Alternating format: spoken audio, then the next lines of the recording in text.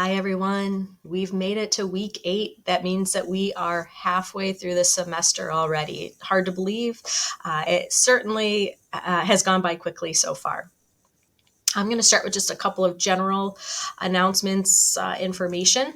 So the first thing I want to talk about is Class 2 patients. So recare frequency for Class 2 patients is generally 6 months.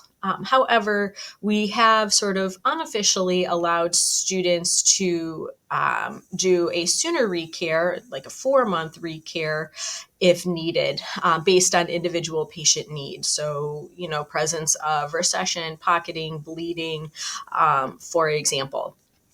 So that is a little bit different than what the manual says. The manual says 6 months. However, again, kind of unofficially, there have been cases where exceptions have made for good reason, because sometimes those patients do need to be seen more frequently. But I did let students know in an email this week, and faculty as well, that if there is a reason for a 4-month recare instead of a 6-month recare for Class 2 patients, that is okay. And we will revise the manual for next year to reflect that 4 to 6 month range.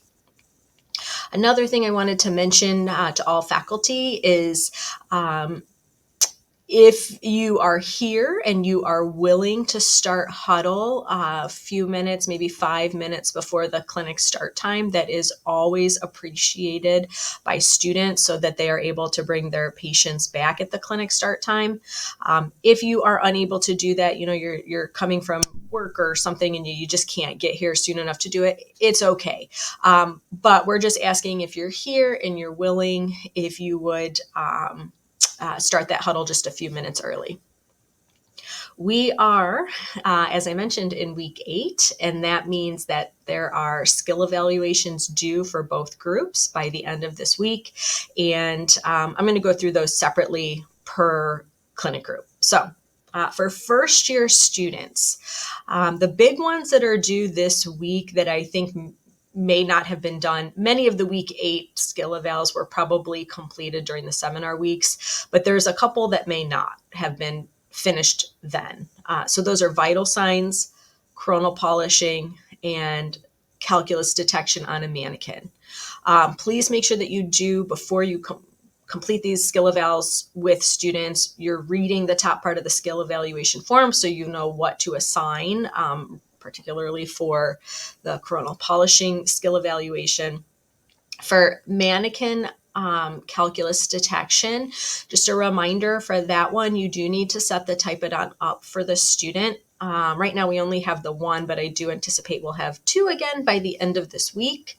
So you do need to set that up. The student completes that skill evaluation on their own. Make sure they're wearing a mask and gloves and eyewear while they're doing it.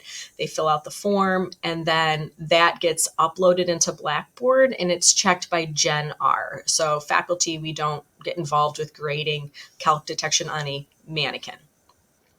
First year students also have their 8-week mentor meetings. So they will all be meeting with their mentors this week to discuss their clinical progress. Another heads up for first year students, I don't really think this is an issue in second year clinics, but they are to have their iPad and their typodont in the clinic. iPad must always be in the clinic. If it's not, and they ask you to do a skill evaluation, you do need to tell them no. They can't do it without the iPad. So especially if there's a patient in the clinic, but really under any circumstance, they shouldn't be running up to their lockers to go get it.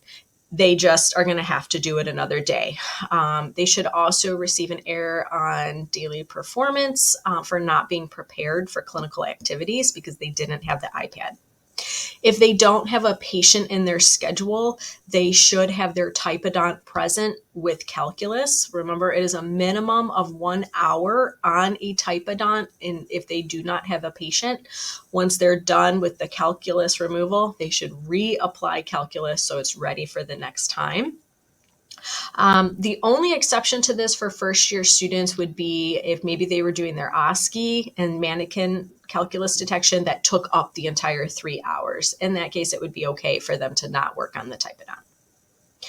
Just make sure all of that is reflected on that no patient tracker. And it would be really helpful if you would write a note as to why they didn't get to their typodont. And again, the only reason that they wouldn't work on a typodont is they filled that entire 3 hours with OSCE and calc detection on a mannequin.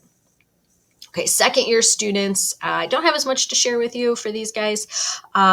Skill evaluations that are due this week, by the end of this week, are the 11-12 Explorer, ultrasonic, which could either be magnetostrictive or piezoelectric, and their Gracie SRP one-on-one is also due at the end of this week. So that's all I have for you. Remember, we are on spring break next week, so do not come to campus. We will not be here. We will not be running clinics. So we'll see you again after break. Have a wonderful week and have a wonderful break if I don't see you.